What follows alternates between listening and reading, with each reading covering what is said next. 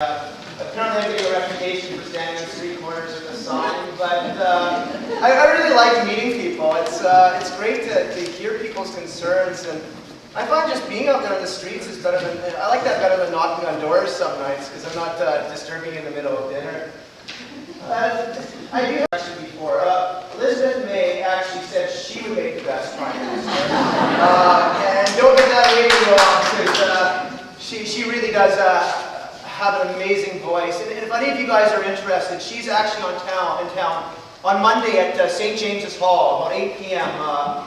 Next Monday, and she's going to give a great speech. She's probably one of the most amazing individuals in Canadian politics today. We're trying desperately to get her into the have a chance yet. Go to Let Elizabeth Speak, or we have a website, Demand Democratic Debates, either of those go to the same place. We're really trying to get her on the Leaders Debate because, I mean, if you watch the last Leaders Debate, they're usually the most boring events in the world. We need some passion back into politics. We need some excitement.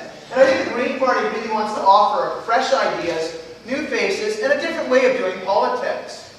A number of you guys I saw down at the Green Living Show this weekend, and it was exciting to see just the amount of technology, the amount of ideas, the amount of things that people are bringing up. And we really need to foster these ideas. And this is one of the things that the Green Party is known for doing. As you know, the Greens may not have been elected yet in Canada, but we have been elected in Europe. We've been elected in Germany, where we put Europe on the path to renewable energy. They helped phase out a lot of the dirty industries and put Germany on a clear path to meeting their Kyoto commitments. It's amazing if you take a look at the German history and what the German Greens did with just a few members in that parliament. In Ireland, recently, the Greens in Ireland just got elected as part of a coalition government there.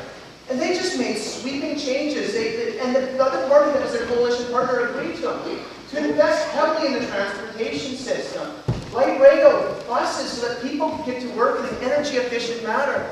And this really matters. They also put Ireland on a path to going 100% organic.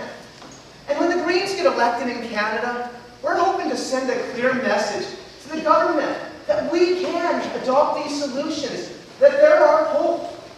And there are ideas out there that are going to get us forward.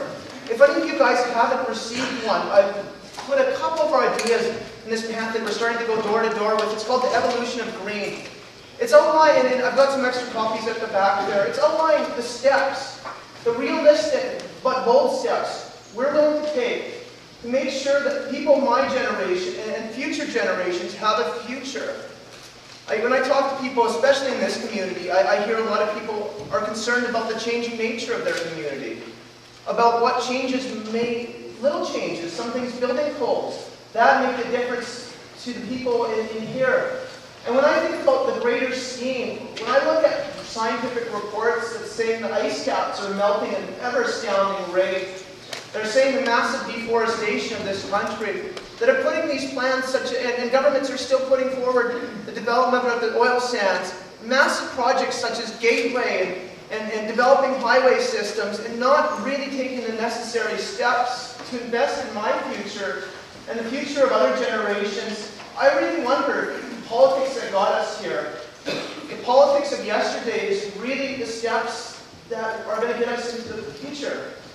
And I'm really reaching out to you guys to give us a chance to see what a few members of the Green Party could do in Parliament, to see how we could change this country and put forward a new vision for Canada, one that recognizes the sense of urgency that we have now, as well as the need to shift our lifestyle, shift our government to a fair electoral system where we can bring in diverse voices from across the political spectrum, because every party has some good ideas.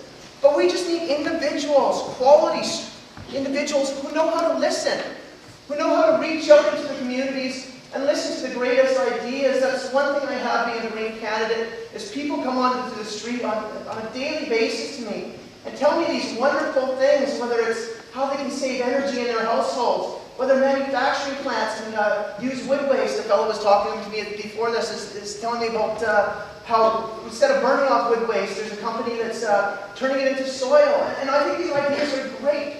But we need somebody who understands how technology works, who understands our future, and can be there in Parliament as a voice for it. I think I can be that voice. I know I can do better, and I'm hoping I can have each and every one of your support going into this by-election to help make a difference. My name is Dan Bryce. Please support the Green Party in this by-election.